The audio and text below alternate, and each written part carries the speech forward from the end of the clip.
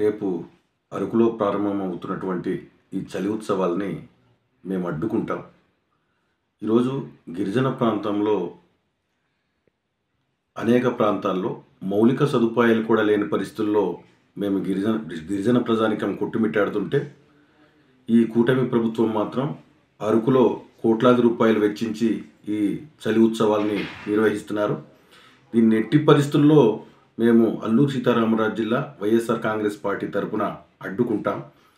మరొక విషయం, ఇటీవల అయ్యన్న పాత్రుడు గారు ఒక సభాపతి స్థానంలో ఉండి మాకు గిరిజన ప్రాంతంలో ప్రధానమైనటువంటి మాకు వెన్నెముక లాంటి ఈ 1/70 యాక్ట్ ఈ జీవోని నిర్వీర్యం చేయాలని చూస్తున్నటువంటి అయ్యన్న పాత్రుడు గారు కానీ, ఈ కూటమి ప్రభుత్వ మంత్రులు కానీ, అలాగే ఎమ్మెల్యేలు కానీ గిరిజన ప్రాంతంలో మా అరకులో అడుగు పెట్టడానికి మేము ఎట్టి పరిస్థితుల్లో ఒప్పుకోం, మేము అడ్డుకుంటాం.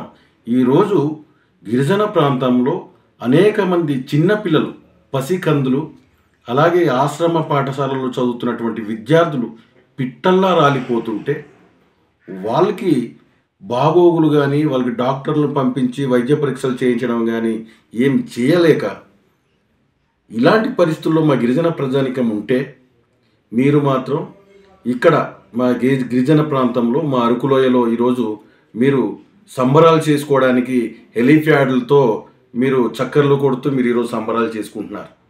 ఎట్టి పరిస్థితుల్లో వీటిని మేము అడ్డుకుంటాం.